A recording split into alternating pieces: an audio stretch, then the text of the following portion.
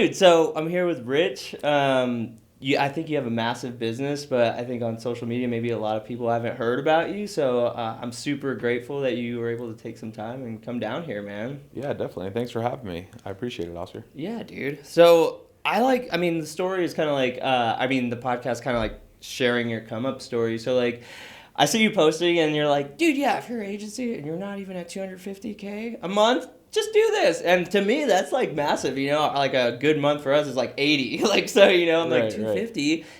Talking about it like it's no big deal. I need to get there. Yeah. So, I mean, like you said, like I'm not really active on social media until recently. Like I'm starting to do a lot more organic content and post more often.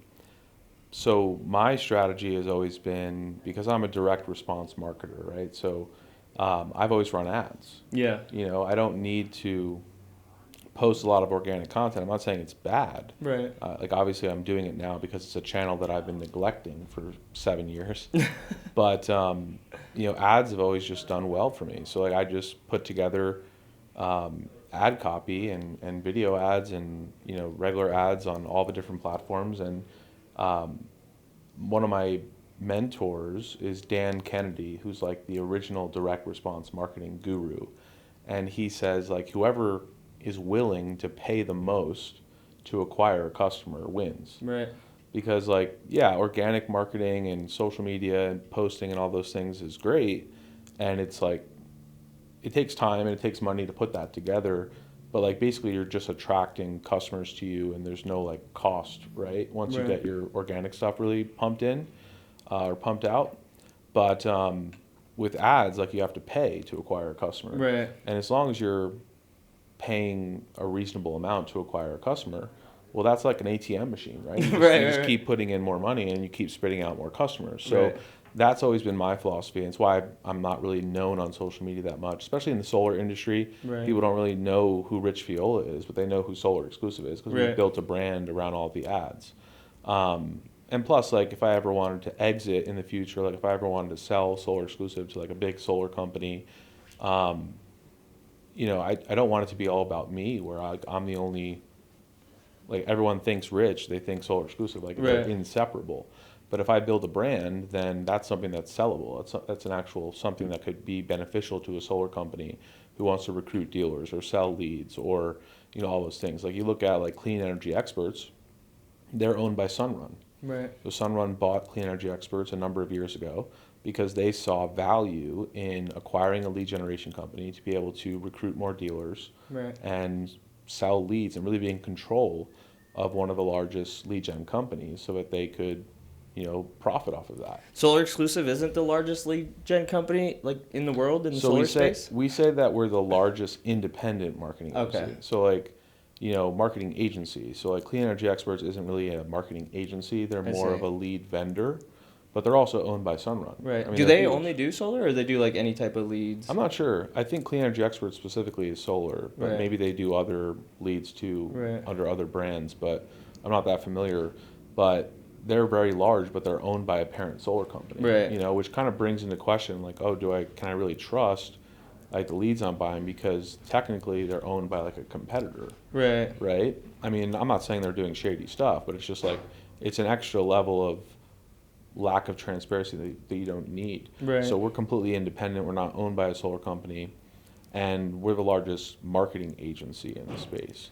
Because Clean Energy Experts, what they do is they have like in-house marketing, but they use a lot of affiliates. So like they've actually approached us to generate leads for them, Oh, I see. and they go to all these different affiliates, and a lot of their leads are just like random kids in their basement like running ads and like Yeah. getting paid per lead, right? So like I see. they go out and recruit all these other affiliate marketers, and Freedom Forever is the same way. Freedom Forever has their own in-house lead gen. They're huge, probably bigger than us. They probably generate more leads than us for sure. They spend more than all of our clients combined.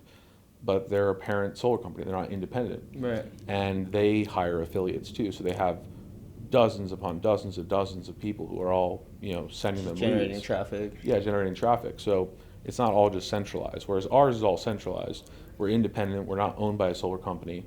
And, clients like that. They like the fact that like, hey, we're not going to like go in and try to sell their deals after them. Yeah. You know what I mean? I guess, yeah, that's a good measure of success. Well, I mean, safety. Well, dude, so you started 7 years ago. What did you even do before, like, marketing or Yeah. ads? Like, how did you get to this position? Yeah, so I started 15 years ago knocking doors. No way. Yeah, so What were you selling? I was selling windows and, Oh, okay. and roofing. Let's go. Yeah. I didn't know that about you. Yeah. That's crazy. Yeah, so I was on the doors, man. Like I put in like 3 to 4 years on the doors, and I was like a manager at the company and like built their revenue a lot. Like did all the scripting and stuff. Like I crushed it on the doors. It was great.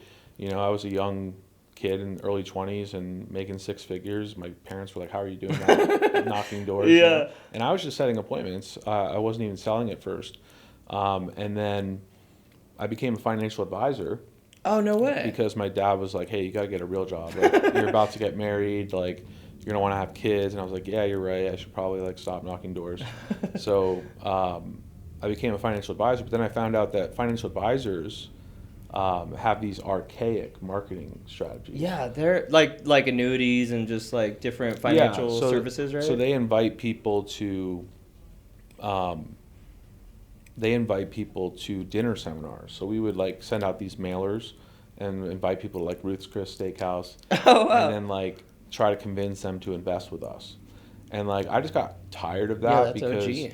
because like you'd send out like 5,000-10,000 pieces of mail and like 30 people would, you know, register for it, and then only 15 people would show up to the seminar. And like you had to do these like 2-3 times a week, and it was starting to become a lot. So I was like, I got to figure out how to do like my own leads. Yeah. So like I just figured, hey, I'm gonna figure out Facebook ads, because I was one of the original users of Facebook. Like when I was in college, it was only available at colleges in Boston. Oh, wow. Because I was like when it was called the Facebook. And That's it was like, crazy. It was like college, like parties and stuff. Like that was all it was in the newsfeed. Like No party, way. party at UMass, or party at Boston University, party at Harvard. Like, Dude. that was like what it was. And it was basically like, you know, if you watch the movie The Social Network, it was like they were like rating like girls and stuff, right? Like, No it was way. Like there was like quizzes on there where it was like, hey, rate these girls or whatever. It was like totally like a bro. Yeah. But like that's how Facebook started. And like, so like at some point in the future, like they wiped everything, like legally, you know, they wiped all the old stuff. So like all my old pictures from college and stuff are not on Facebook anymore. No, they're gone. And like I don't even know where they are. Like I don't have them anywhere else. Like I had them on Facebook. It was like a Boston thing. Like anyone in college in Boston had Facebook. Oh, dude. But like that's it. Like it was part of the legal part of the deal. Yeah, but no one else knew who it was, you know. Oh, jeez. So like I was like, I'm gonna figure out this Facebook ad thing. It was like kind of like the beginning of Facebook ads, like 2014, 2015, and like I was doing well. Like I just transitioned my for financial services. Yeah. So instead of doing like the seminar in person, I did the seminar online. Oh, dude, that's genius. And I was getting clients that way.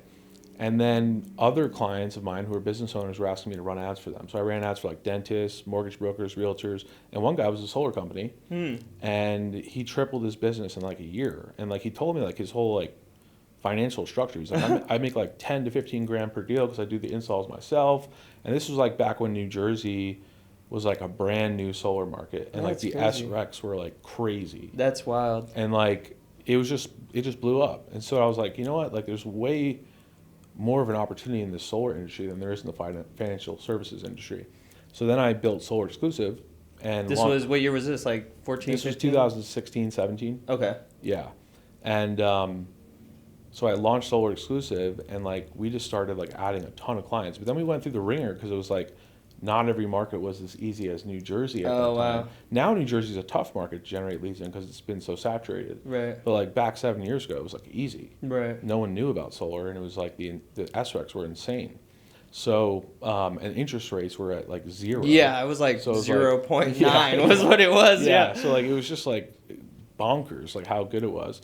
But then we started running ads in like California and Texas and Nevada and Arizona, and they were like, oh wow, like it's not as easy as it is in New Jersey as it is in all these other markets. So we had to like learn the industry, learn the different markets, learn the utilities regulations, learn like about time of use laws, and learn about net metering and how it You varies think from state all to that state. applied to like the marketing efforts? Like, is It it like did. just the offer, like how you worded the copy? Yeah, or- it's like how we worded the copy, like what pain points we hit. Like, hey, like if you're in Arizona, do you ever notice that like in the summer your bill is just so much higher? Right. Like, why is that? You know, it's because of these time of use laws. So, yeah, and we learned and we grew, and then we started getting a ton of clients. And then by 2019, we had like, I don't know, 150, 200 clients. And then we started experiencing some challenges on Facebook, like where the lead costs were starting to go up. Oh, right. And a lot of the leads were like not as interested as they once were. And there were a lot of people like filling out multiple forms because so Oh. many people were getting ads that like people were getting multiple quotes. And it was like, what's going on? Like, why is the quality going down so much? And like we actually stopped taking clients because like we were like our retention went way down. Like we were like at a crisis mode, and I was Right. just like, I'm not going to take people's money if I'm not confident that I'm going to be able to get them results. Right. So we went to work fixing the system, and that's when we started experimenting with YouTube ads and Google ads. And that was at the end of 2019, early 2020, and then COVID happened, and then Yeah. we just kind of exploded because everyone who was knocking couldn't knock anymore. Right. They needed leads online, and like we just started our YouTube process, and it was like no one else was doing it. And like that's when we exploded, and we've just never really gone down since. Like that was like the pivotal moment where we scaled so much that, and we were getting such good results because the YouTube leads were like higher quality. These people had watched like a number of videos on solar, like they were educated, like they were ready to buy, and you know people were just closing so many deals. Like 90% of our clients were like retained every month. That's whereas like crazy. only 1 out of 10 clients would cancel every month. It was just like crazy how good the system was and how many sales people were making. And then yeah, we've just kind of been like tweaking the system ever since, you know, and just the Google and YouTube platform is just so different than Facebook because you got to think about it. Like on Google and YouTube, people are there watching, they're there absorbing. And searching too. It's like a search like, engine. on Like Google, how like does there's solar work? yeah, on Google they're searching like how much the solar costs, like all these things. But on Facebook, what are they doing? They're just scrolling, looking at their niece's cat pictures. Yeah, escaping. And They're like, binging. They're escaping. They're binging. Yeah, and they're also like getting in political debates where they're just like they're just pissed at the world. Yeah. Right? Like no one's happy when they're on Facebook most of the time. They're like debating someone or like you They're know there for arguing on memes. yeah, trolling someone. You know, so like it's a totally different type of lead that you get when you compare those two. So we saw that just drastically change our business, and that was like the best thing that ever happened for our business was we faced that challenge where like, wow, these leads on Facebook are really starting to suck. Like we need to figure something out, otherwise like this isn't going to work. Do you guys still utilize Facebook, or have you like totally veered away from it? Yeah, we still utilize Facebook. We use it for like retargeting, so we know if someone's visited one of our solar education websites. Dope. And we put a Facebook pixel on that. So then if they are on Facebook, we're going to follow them around wherever they go online. Yeah, so go So we'll follow them online on Facebook. But we're not really like running a lot of cold traffic on Facebook where we're like trying to generate leads off of, you know, people that are just scrolling instead of learning. I see. That's dope though. That was a great pivot. So what do you think, you know, has been like the biggest challenge aside from like ad spend going crazy or changing in growing your like agency? What do you mean by ad spend going crazy? I mean, I guess referring just to what you said, like to where like your leads weren't converting at the same rate and you had to pivot to YouTube. I guess that's what I meant by that. Yeah, so like what changed, you mean? What was your biggest adversity in like scaling your company outside of that? Yeah, so I think probably the biggest adversity for once we pivoted to YouTube and Google was that we had to figure out a way once we had a number of clients in like a specific region, how to make sure that the leads were still exclusive. Oh, so I like, see. So like for instance, like if we have 20 clients in San Diego, Right. like they're all running separate campaigns, but like since we're running all the ads from like our own YouTube channel, like there would be a lot of saturation where someone would see one ad for one client and then see another ad for another client. And like we can't control if they fill out the form twice, Right. so it would end up like where like people were getting like the same lead. So like what we had to do, and this happened like every once in a while, but what we had to do was we set up a system where if someone sees an ad on YouTube for one of our clients, let's say client A, they see the ad for client A, we put a tag on that homeowner's IP address, and block that IP address from client B, C, D, or E. Wow. So now what we can say to people is like, hey, if a homeowner sees your ad, the next time they see one of our ads on YouTube or Google, it's only going to be for your company. That's brilliant. Yeah, so it worked out really well, and then it just kind of like separated all those things, just to like preserve that. But then also like when you have so many clients in one region, the lead costs go up because like Right. if one client's spending 50 grand a month and another client's spending 10 grand a month, Right. well, like after a while, like there's going to be so much money going to that one area, right? Right. So it's just a matter of like coming up with strategies to keep the lead costs decent so that the cost per acquisition is still in line, without like hurting the volume. Because if the lead costs go up too much, then there's not as much volume. Like the people aren't going to be able to make a decent cost per acquisition. So it's like managing those things. And the cool thing about YouTube and Google is that it's really scalable. So on Facebook, we would find that like if someone was spending, let's say, 5 or 10 grand a month on Facebook, like they would be like, oh, this is great, like we're crushing it. This was like back pre 2019 before we pivoted to Google and YouTube, and they were like, all right, I want to double it to 20 grand a month. And we would double it to 20 grand a month, and I hear this all the time from solar pros who like use most of our competitors who all use Facebook. It's like, oh, I doubled my budget and I got less leads than what I had before. I was like, it doesn't work. Like I can't turn up the volume on this thing. But the difference with Google and YouTube is that you can. So like it's really scalable because it's all based on search volume. Oh, I see. So it's based on how many people are searching. So there is a max that you could spend in a certain region. And we can measure that based upon the population and based on the search volume. So we basically tell clients like, hey, like we're not going to just take your money and like let you double your budget and then just kind of say like, oh well. Like, we'll see what happens. Yeah, sorry, dude. Like you wasted it. But we measure the population and the search volume, and then we can say, okay, this is the max that we can spend in this region. Like if we spend up to this, like you'll be good. And like we just try to be transparent with clients about that. Like, hey, like we can scale it and we can get you more leads. And you're not going to waste your budget when you increase it. But like this is the max. Right. And like once you get to that, you're going to either have to like add another state, add another market you want to sell in, sell virtually and try to expand your region. A lot of different options you can do once you hit that max. But after that max, it's kind of like we're not going to take someone's money if it's just going to like waste it.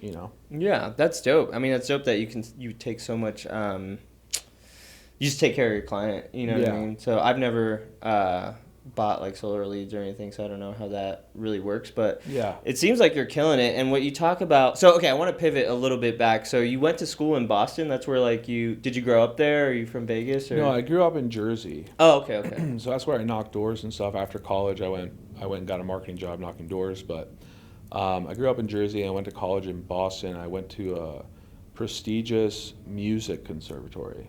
What's that? It's called Berklee College of Music. Oh, okay. Yeah, it's like the biggest jazz college in the world. Like everyone from all over. Like I think like 50% of their students are international students. Oh, dope. So it's like a very eclectic, very worldwide mix of people. And I went there on scholarship. So it's like all the best like young jazz and contemporary musicians, all in one place. Like, and it's not really a party school. Like we would party sometimes, but like we would on Friday nights sometimes at like 10, 11, midnight, 1 a.m., 2 a.m. I'd be like in the practice rooms. Practicing, yeah. Like, What'd you play? I played jazz guitar. Oh, no way, dude. Yeah. I didn't know that about you either. Yeah. So I studied some piano in college.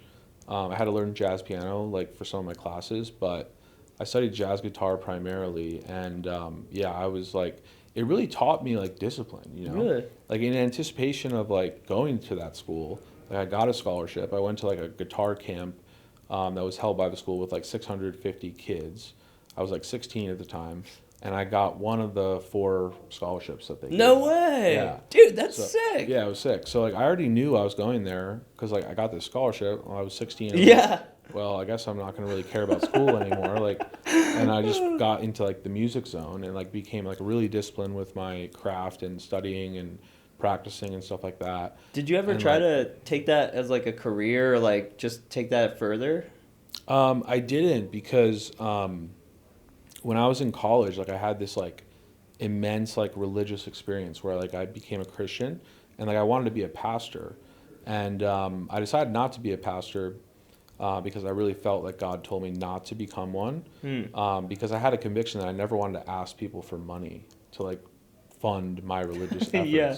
So I was like, I got to get my own job, I got to make my own money, and like hopefully one day I'll be able to serve God. So that's why I went into marketing and knocking doors.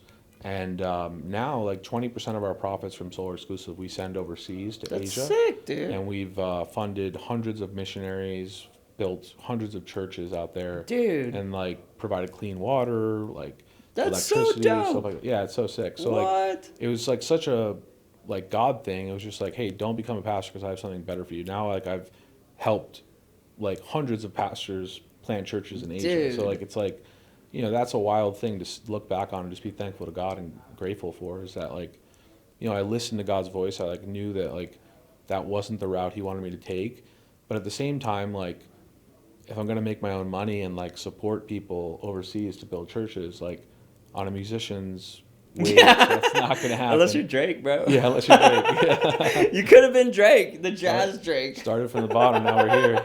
Yeah. Let's go, dude. Dude, that's sick. So, do you still jam at all? Like, you play? I don't really. Yeah, I don't really play that much anymore. It's sad actually. Like I really wish I would play more.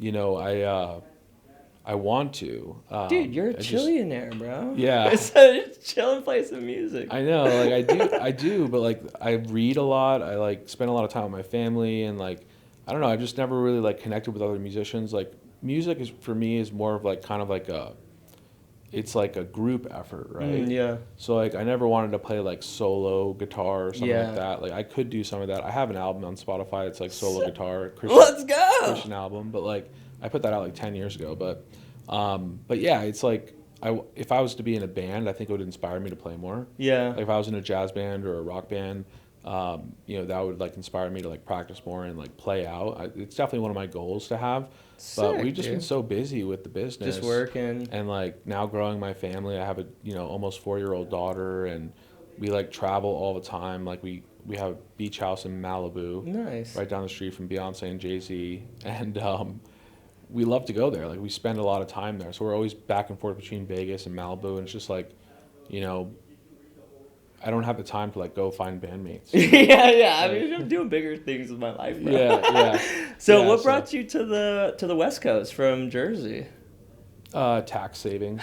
I mean, once we started seeing success at Solar Exclusive, because we started the business in Jersey, and then in 2019, you know, when we really started to ramp up, I was like, wow, I'm paying so much to New Jersey. Yeah. Like, let's move the company to either Texas, North Carolina was an option because we really liked Asheville. We really liked that area.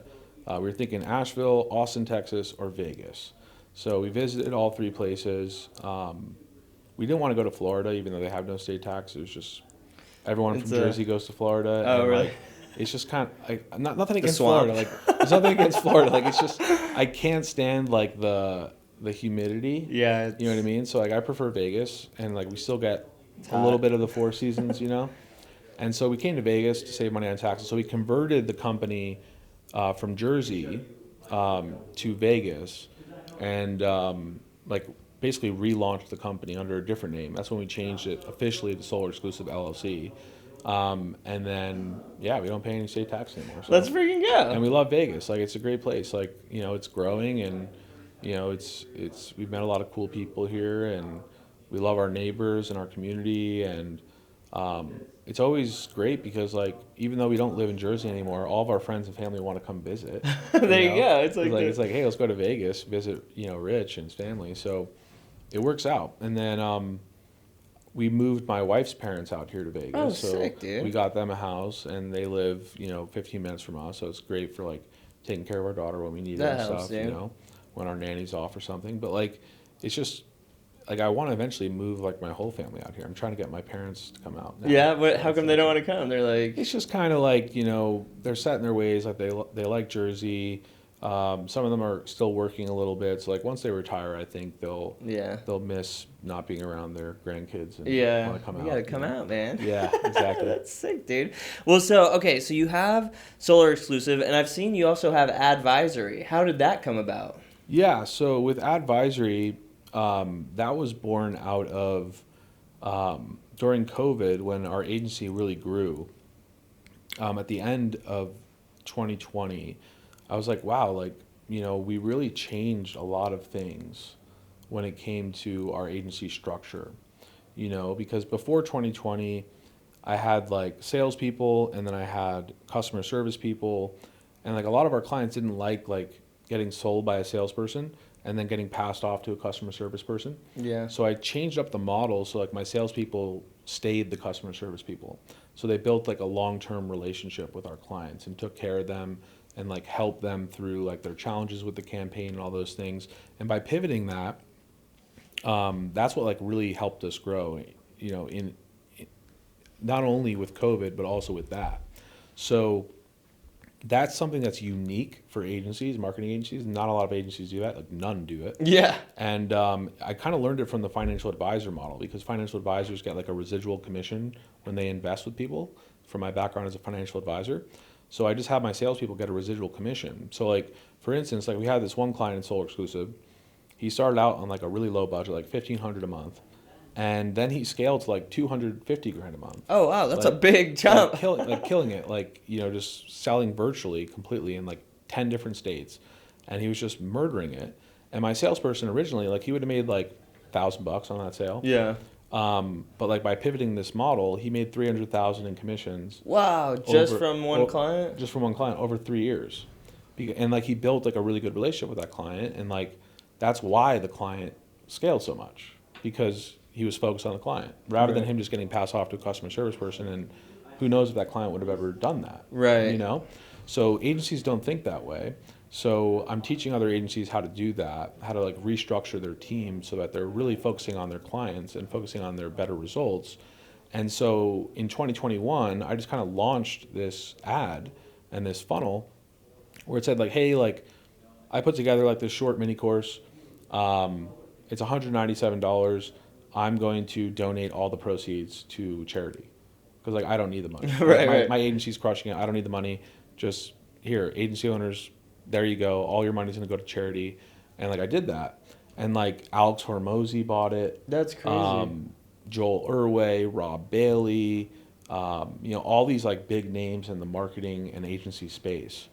And like they loved it and like ate it up and like asked to like get on calls with me, like personal calls with me, and like coach them and stuff. And this was like 3 years ago.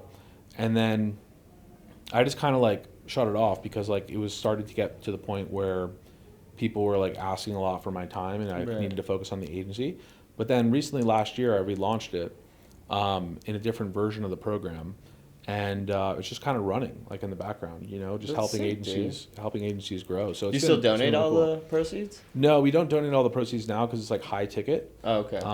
But yeah, same kind of thing as Solar Exclusive. Like 20% of it all just goes overseas. That's sick. But like dude. it's not $197 anymore. Now it's like now it's 20 grand. There you go. So So we're not donating all 20. yeah, exactly. We gotta pay some bills. Yeah, and like it's a lot more intensive for me now, because like now I'm doing like coaching with them. That's so it's dope, like though. takes more of my time. So Yeah. the other one was just kind of like, hey, like set it and forget it. Yeah. But now it's like more ongoing. That's sick. So mentorship. like, how's your time like split? Is it still mostly like with Solar Exclusive, and you just allocate like a percentage of your day to coaching and stuff like that? Yeah, so the cool thing about Solar Exclusive is that it's pretty much self-sustaining now. Like I have a really amazing team, like incredible people on my team that just kind of like, I've just taken everything out of my head and like put it into their head, and like they do a really, really good job. But there's some things that I still only do at Solar Exclusive, which is writing the ads, recording the ads, and just like managing like high level CEO stuff. Yeah. But like everything else is pretty much like not that time consuming for me, because I have my team doing it. So it's probably split like 50-50. Really? Yeah. That's dope. And so, I guess like I had two questions, but now this one's came to me just because of like the God. Do you have like a day-to-day type of ritual or things that you do to connect to God or source energy that keeps you like inspired or tapped into or just connected? Yeah. So, I mean, my prayer life is like, that's really like my energy source, like if you read the Gospels about Jesus's life, like it says that he often like went away and like no one knew where he was. Right? He was Like just out. He's like on the mountain. I'll be back. He's like on the mountain, like praying like all night, like the night before he chose his 12 apostles. Like he spent the whole night praying for the whole night. Like didn't sleep. It says that he needed to get away and like be with his Father and pray and stuff like that. So like a lot of the amazing miracles that Jesus did, because he was God, but he was also man. Right. Was because he was focused on, praying. And, I don't think, obviously I prayed as much as Jesus, definitely not. Like I don't, that'd be right? a different level, bro. But I need to spend like at least like, 15 minutes in the morning and like 45 minutes at night, Usually at night I spend more of my time in prayer because like everything's like shut down. Like, right. Kids are asleep. Kids are asleep. Yeah. So, but sometimes I go longer, but that's like really where I tap into, gratitude and, the source, which I really believe is God, who made all things and holds all things together and permeates everything that exists. But like at the same time, like you could be like separated from him, like if your heart's not right, 100%. So it's just kind of like getting your heart right and focusing on God, and kind of keeps me level-headed, Yeah, dude, I imagine you need to be for sure. Just trying to keep that gratitude going, because I mean there's just so many blessings, and you go through challenges every day, but you just kind of have to accept, like, hey God, like you allowed this to happen, and you must have some greater purpose for this that's going to turn out for like a better blessing in the end. Like Napoleon Hill said, like every challenge and difficulty and adversity you face is a seed that plants a greater blessing in the future. Yeah, equal or greater value. Yeah, equal or greater value, exactly. So it's like, that's how I need to view life. And sometimes I get really small-minded and think, oh, this situation sucks. Like, this is terrible. Yeah. It's just me like complaining and grumbling against God, really, because God allowed it, and I should have faith that he'll get me through it. Yeah. Dude, I love that. So, you said you read a lot. I read a lot too myself. Like I go through like a book every week or two. So what's like a book you're currently reading? I mean, besides the gospel. Yeah, so I'm reading Be Your Future Self Now by Dr. Benjamin Hardy. So Dr. Benjamin Hardy is like a performance psychology coach of some kind. So he has some books that he paired up with Dan Sullivan, who's like a business coach. And I just really like his perspective on things. A lot of the things that Benjamin Hardy wrote in his book 10X is easier than 2X. I read that. You read that? Yeah. Is like stuff that I actually implemented in Solar Exclusive to grow it. And then I was like reading it. I was like, I did all this. Like, how do I do it again? Like, how do you 10X the 10X? Yeah, I don't know. I don't know. But I think he's so like inspiring and so spot on so many things. And then when it comes to like other books that I read, it's like a lot of like history. Like I read a lot of like Christian history, like reading about like the early Christians and like the first like 500 years of Christianity, like from like 30 AD to 500 AD, stuff like that. So I'm like really into Christian history, so I read a lot about that because it's like literally like thousands of years of history that I'm still trying to catch up on. Dude, that's actually fire. Do you read any of like the Kabbalah or any like Jewish mysticism? Like I don't. I never really got involved in that. So we're like my family's Jewish, so they like they'll like study that. But yeah, the Bible goes back like deep. So if you study just the history of it, like I feel like all the secrets of the universe are already in there. Like everything that God had to say is already there, and then it's just been pulled out and elaborated by different people in different books and different forms. But so I think that's a brilliant place. I've never thought to like just study history. Yeah, and that's kind of like along those lines, like the stuff that I read, like the early Christians, like they were all Jews primarily. Yeah. So it's like a lot of Jewish history too, and it's a lot of, like the early worship of the Christians resembled very much the Second Temple Judaism period and like synagogue worship. So it was like, kind of putting those two worlds together. So it's very interconnected too, and I think just like time, just like everything else, time changes. Rituals are practiced, but it's all connecting to the same source energy, really.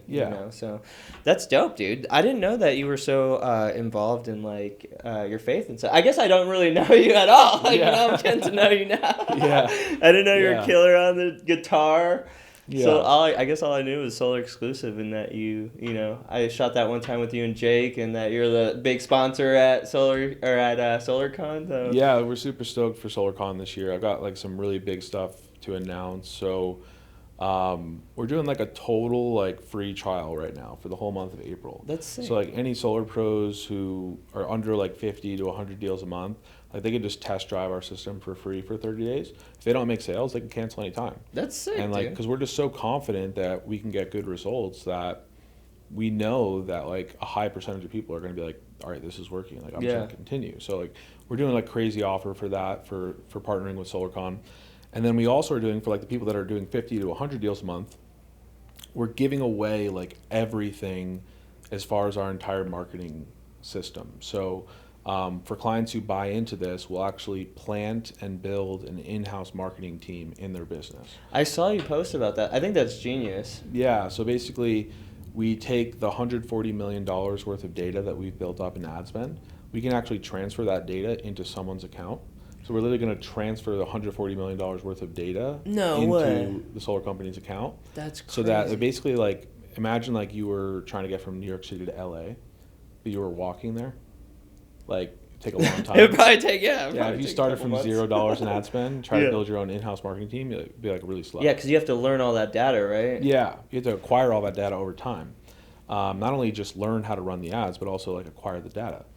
But then imagine taking a private jet from New York City to LA right to the door of your perfect customer. Right. Like that's what we're doing is we're like planning that into their company, and then we provide a director of marketing for them in-house, and we just charge by the hour. And it's like super cheap compared to like actually going out and hiring a bunch of marketers to like Right. run ads for them who don't know What the they're- solar space, yeah. don't know how to run ads. We give them all of our ads that have viral hundreds of millions of views. So like we're literally planting that in their business. So like literally giving them everything, building an in-house marketing team for them, and then just helping them along the way, like holding their hand through the whole More like process. is that like more like a consulting type of Yeah, it's a based consulting deal? offer. It's like a fractional CMO offer, really. Yeah. It's just like, hey, like make this one-time investment and then save thousands upon thousands of dollars in like lost money, like Yeah. not trying to figure it out. And then also, like if you had to hire like a director of marketing, pay them 80 grand a year. You had to hire like a bunch of digital marketers, like 50 grand a year, 60 grand a year, 70 grand a year. Like you have to get a team of like 5 people to manage all this Right. stuff. Like we're just going to provide it on an hourly basis, which is way cheaper, and give them all this like leg up with all the data. Yeah, and all the creative and everything Yeah, too, all right? the creative, yeah, and then just basically Like, walk sales them. copy. That's Yeah. huge. Yeah, it's huge. So like we're only doing it for like installation companies, EPCs with inside sales teams, or like big sales orgs that are doing at least like 50 to 100 deals a month. They're the only ones that are going to really benefit from that. Like Right. we're not going to give all of our data to someone who's just Some solar guy. doing 3 to 4 deals a month. You know? You're like, bro, I just got in the industry. I want to sign up. Yeah. Yeah. I mean, they could test drive our system for 30 days and like, you know, they don't need to invest that type of money to like build that in-house. You know? Yeah, dude, I think that's a massive offer. So I think that, I imagine it's going to kill it at SolarCon, dude. Yeah, I'm super excited to announce it. We're stoked. So yeah, I'm speaking on the main stage the first day right before lunch. And on that talk, I'm just going to be like talking about like the state of the industry, like in marketing side, and like how to use YouTube and Google to like get a flood of sales in your business, and kind of like break down our ads and like how we build things. And it's gonna be really informative for people even if they don't use Solar Exclusive. Yeah. But then also talking about like all this stuff that's happening in the marketing space, like with lead gen laws changing and like the FCC passing this new law. Yeah, like I heard you banning, talking about that. yeah, it's like banning auto dialers. So people aren't going to be able to just throw a bunch of homeowner data or age leads into an auto dialer anymore. It's like Oh, wow. totally illegal. So they're banning AI appointment setters. So like What? everything's like banned. That's So, like, wild. yeah, so like you're going to need exclusive leads going forward. So you have to figure this out. Either you have to build an in-house marketing team like we're going to do for like these big companies. Yeah. You're going to have to do that yourself, or you're going to have to hire a lead vendor that actually does exclusive leads, because there's really no other option. The shared leads are going to get so expensive because it's going to be so hard to get consent for every single company that people want to be called wow. by. So like for instance, if you're like going to Home Advisor or you're going to solarreviews.com or something, and you want to get quotes from like multiple solar companies, instead of just filling out the form once and pressing a button, you have to press it for each 7 one? different times for how many solar companies you want to talk wow. to. So like that's going to make the cost of shared leads really high, which is going to make it cost prohibitive at that point. Yeah. Because people, it's hard enough to get people to fill it out once. Yeah, one time is a challenge. Yeah. So like, you have to fill it out 4 or 5 times. Like they're not going to like willingly give away their contact information to be like spammed by 5 people, right? So it's going to be a very challenging landscape that we're facing. So I'm talking about all those laws, about all those things, how it's going to implement, or how it's going to impact like all the different solar companies. So that's the first day on main stage, and then a couple hours later after lunch, I'm speaking on a breakout stage, breaking down this whole in-house marketing team offer. That's and sick. Super stoked for that. So That's gonna be it's sick, gonna be dude. fun. Yeah, I'm excited. Dude, okay, so one like a last, I guess, general overarching topic that you talk about is agency arbitrage. That's actually, you're the first person I've ever heard talk about it. Would you like care to expand on that or elaborate? Kind of like Yeah. So like 0% person going from 0 to 250 agency. Yeah, so for like marketing agencies, like people are getting into marketing agencies right now. It's like a big thing. Like people are trying to figure out, how can I quit my job? How can I work from home? How can I do remote work? How can I make good money so I can pay my bills and like not have a stressed out life? And like people have been saying that for years for agencies, right? Like start an ad agency, like it's great business and all this stuff. But like then you start an ad agency and you realize this is more stressful than anything I've ever done. This is the most stressful thing I've ever 10 done. people calling you all day. Yeah, and it's like stressful and like you're like working 18-hour days. Like that's how it was when I started my agency. It was like stressful and like I ended up in the hospital because I got so stressed out. Dude. Like just like drinking too much caffeine, not eating, not sleeping, like just crazy. Like it just burnt me out. So like when I pivoted my agency to go on that other model that I talked to you about before, that I'm teaching people with advisory, it's really kind of like you're a silent owner because you don't have to do the sales yourself, you don't have to do the customer service yourself, and you don't have to do the fulfillment yourself. So like I teach people how to start an agency where they hire salespeople and appointment setters and they pay them on a commission only basis. And then I show them how to like set up the system for the ads. Like, yeah, sure. If you want to record your own ads like I do, that's fine. If you don't want to, you can hire other people to record your ads for you. But like all of our ads, like the actual like tinkering of the ads and stuff, we just train people overseas to do that. That's dope. So like, yeah. So like, it's like my brain of like what I would do on the ad platform, but just executed by dozens and dozens of people overseas. Because like when we have hundreds and hundreds of clients with Solar Exclusive, I can't manage all of those ad accounts. Like it's just crazy. So like I just show them how to set up like something like that. So it's all outsourced. And then, you know, you outsource all the sales. And then the sales rep is taking care of the they're taking care of the clients. So you're not having clients call you every day. Right. And it's just like a stress-free agency life. Like no one else has really talked about how to start an agency that way. So that's like genius. different. I don't know if anyone ever learned how to do that. Like, I think you might be the only person. You're the first person I heard say those words, agency arbitrage. Yeah. Huh. Because like arbitrage is like genius. Arbitrage is like when you make a little bit of money on the middle, right? Right. Like you leverage some asset to make a little bit more, right? Like people do this in stock trading all the time. They'll buy a stock low and then they'll sell it high. Or the Amazon stuff. Yeah, or Amazon, like they arbitrage the money in the middle. So it's the same kind of thing, but just with a marketing agency instead. Huh. And then you just, implement the systems and hire the systems accordingly and then just let it rip, right? Yeah, and that's what we show in the advisory program. So with advisory, do you guys like teach like other niches and stuff besides just like solar or like? Yeah, it's all different niches. Like So I don't like even accept anyone that's in solar. Oh really? You're like, we own solar, but I'll show you how to do anything else. You're not competing against us. Yeah. That's cool though. That's sick, dude. I think that's genius, and I think that's a brilliant business model. You know, I mostly just do like a video production agency, so we mostly focus on production. We don't do any of the ad stuff, but if I were to start an ad, you know what I just started doing, like on a personal side, is coaching videographers on how to go from like 0 to 10K a month, which that seems to be pretty lucrative, and I never thought to like share that information. I thought anyone could do that. I was like, that's so easy, like, but I guess people can't do it. There's a lot of people struggling with that. Yeah, dude. I mean, it's probably how you consider like, oh, you're not making 250K a month. Like, what are you doing? Anyone could do that. Yeah.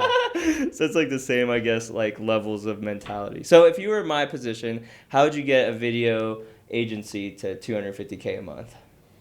Yeah, so for us, we're at like, you know, in the millions per month, but, you know, I always say like get to 250 grand a month because like at least you have a stable business at that point, right? Right. Because like if you are at 10 grand a month, 20 grand a month, 50 grand a month, 100 grand a month, like you're only a few bad clients away Yeah, from that's like going out of business, Yeah. right? Like if you have a bad quarter or a bad, few months, like you're back to getting a job, right? So I think really what it comes down to is figuring out how to acquire customers at a very large scale. Like you need to build a really robust like account management team is what I call it, but it's basically just a sales team. Hmm. Like just think about it, like the solar companies that succeed, like what are the solar companies doing that are doing so much more volume than the other ones? They just have so many more salespeople. Hmm. They have so many more salespeople. And that's what it comes down to. Like most agencies, they only have like one or two salespeople. Maybe they do all the sales themselves as the agency owner. Like they're the ones like making the connections with the clients and all that stuff. But like for our agency, we have 10. It's like totally different level. So, most agency owners wouldn't even think like, why would I hire 10 salespeople? Well, I didn't hire all 10 at once, but Yeah. you got to start with at least 4 if you're going to like take your business to the next level. Hmm. So I would start by setting up like some type of system that's going to bring clients to you on autopilot, whether it's ads or whether it's some outreach strategy or something, whether you're going local. There could be strategies that you do locally to like get businesses to like do video work with you. But if you're doing it like, broadly and you're willing to travel to people, then like you can really maximize your ads and stuff and get people to do that. You could do it, where you travel out to them for a day and charge 25 grand to like put together like a whole like suite of stuff that like that would work for that business. It could be a variety of different packages. Selling bigger packages, getting clients on like a recurring basis is like important. Like if you can get clients to like continue on a consistent basis rather than it's like project based, I think that's essential, because if it's all project based, you're kind of like, you might have 80 grand one month, you might have 20 grand another month, you might have, it's all over the place. Right. So there has to be some consistency in revenue. And but building the sales team, figuring out a system to like attract customers to you, and then also, getting that recurring revenue, and then just kind of like once you find a system that works, just throwing gas in that fire, and maybe even niching down. Like, when it comes to video work, I would think that, a lot of videographers work with a variety of different clientele. They're generalists. They're basically like, good at a lot of the same things, like generally, but they're not like a master of one industry. So I think like focusing in on one industry would probably be more successful than trying to like be a jack of all trades. Right. Yeah. That's great advice, bro. Thanks. Thanks, Are you going yeah. to charge me for advisor? 20 grand. Damn. That was worth it. Yeah. No, yeah, we're kind of in that space. We focus on solar clients. We do like social media content. We sell like recurring retainers. My biggest challenge that I found was like on the operations side is like hiring enough videographers that are like have enough sense, because they have the customer experience. Like, it's like you can't just send like a retard monkey to like deal with a 25K client, Right. So like hiring good quality videographers has been like the challenge. And then yeah, editing team. So I had a full editing team in Vegas, and then I started outsourcing it overseas. And that like, dude, cut my costs like so significant, like 35% cost saved, like boom, just like that. So that was dope. And then I think you're right, is the acquisition model is what I need to work on.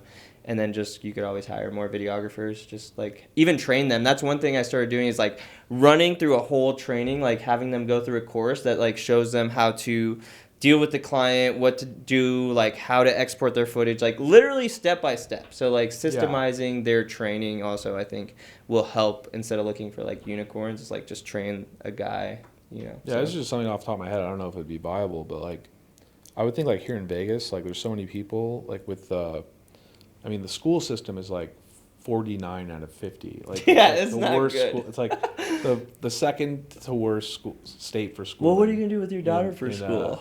We do homeschooling. Oh, okay, yeah. Yeah, but we'll get like tutors and stuff. But like if you were to like put an ad out there like in the school system, like for seniors who are like approaching graduation, like, hey, like, are you not sure if you're gonna go to college? Like, don't know what you're gonna do? Like, come to my videography school. Like, charge tuition. Whoa. And then just train them from scratch, and then just give them a salary job at the end. That's brilliant. There's like no like FCC laws around like having your own school or anything. It's like Well, you could be a just course you or could just be like you just say it's not accredited. Like you're not It's- going to claim it's like an accredited this course. is or not something. Berkeley, but Yeah. I'll show you how to make some fucking videos.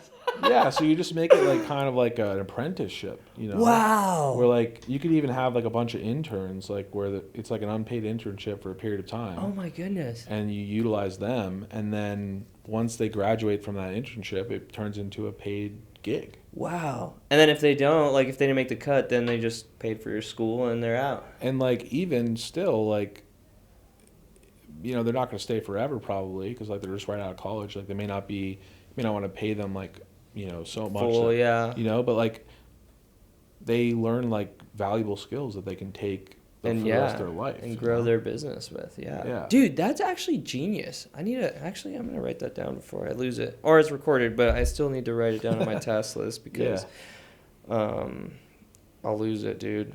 And I think that this is a genius thing, like the consulting, the education. This is like an expansion of the education business.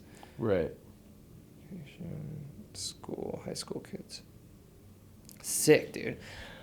Dude, Yeah. that might have made me millions right there. Now for sure I'm going to have to come back and pay for advisor.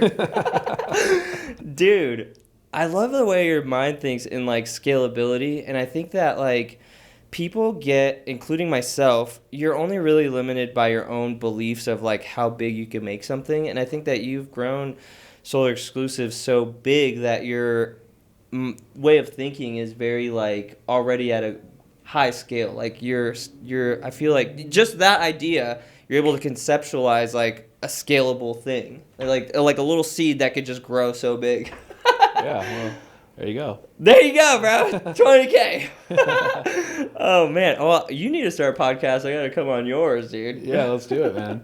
I gotta get a studio. I gotta find some time first. I'm gonna play some guitar before you get that I far. start the podcast. Dude, I'd love to hear you. I actually, how I got into media was music. I was like cool. music producer, and I produced music, and I tried to follow that career route, and it was just like I was always broke, and like, you know, doing engineering sessions and like charging little things, and the videos was always making the money. I was like, dude, I'm like doing a video here and there and paying my bills. Like, why don't I just try to grow a video company and then see where that goes? And that was... Yeah, it probably would have been a lot smarter for me at Berkeley to like study engineering, because I probably would have been able to get like a job in Nashville or like LA or New York or something. But I studied jazz guitar performance. That's like literally what you went to school for? That's like, yeah, so that's like basically like you're going to be playing until 3 a.m. in the morning, like these dingy clubs, and and like you're gonna live on peanut butter and crackers and stuff. So it's just like, you know, it was like halfway through college I kind of realized like, do I really want to do this? Like I love jazz, but do I really want to like dedicate my life to this? You know, and it was just like, no, I'm gonna change my mind. Is that when you started going to school for like financial advisory stuff, or? No, so right out of college, I finished school because like that diploma. Yeah, it was like halfway through school, like.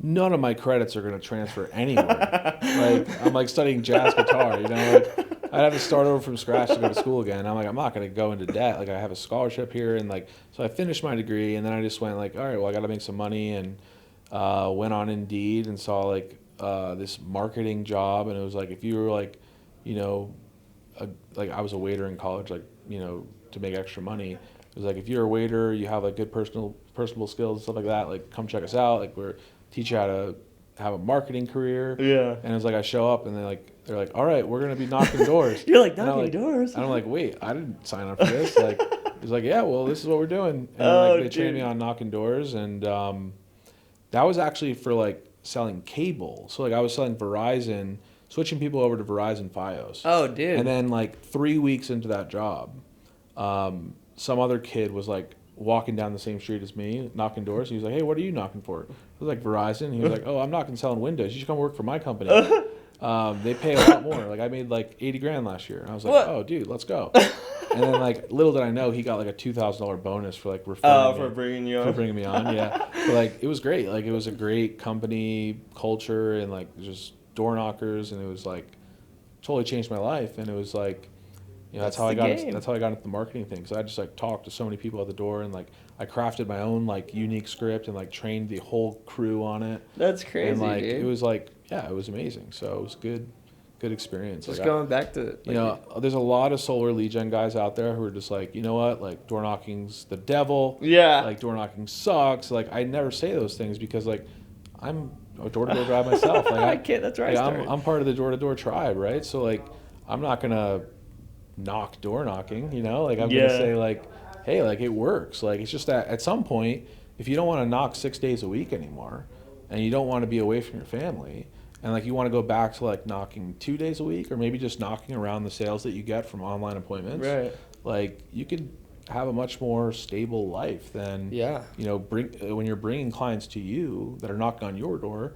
You don't have to be always knocking all the time, getting the door slammed in your face. Dude, yeah, I mean, just to piggyback on that, I started knocking too, and it really helped me grow my video business. I would have never learned those skills without knocking. So. Right. And just to double back on what you were saying is like when you are able to predictably get your acquisitions, like your leads predictably, like that's how you grow, right? A business, any business, doesn't matter if you're selling solar, if you're doing video, if you're lead gen, as long as you could get that acquisition system down, like it's stability, right? Yeah, exactly. So, well, dude, we're a little over an hour. Is there anything else you'd like want to say to anybody? Yeah, I don't know when are you planning on posting this? Probably, I don't know, in a week or so. All right, cool. So drop it pretty quick. Definitely come check out SolarCon for you solar peeps. Let's go. If you're posting it next week, it's like a week before SolarCon, so definitely come check it out. I'm speaking on day one, show you how to build your own in-house marketing team if you're doing 50 deals a month. And if you're not, check out solarexclusive.com. If you're doing less than 50 deals a month, we're doing a 30-day free trial just for the month of April. Like literally, I can't do that forever. I can't give it away for free, but like you could literally just test drive it and make some sales and walk away if you want, or you could scale it up. So happy to meet with you if you check out solarexclusive.com. Dude, check out Solar Exclusive, the best lead gen in the game, the biggest solar agency in the world. I'm honored that you're able to come by, bro. Yeah, thanks, Oscar. Thank you so much, bro. Yeah. Peace. Peace. That was it, dude. That's all right, awesome. Done. Sweet, that was fun.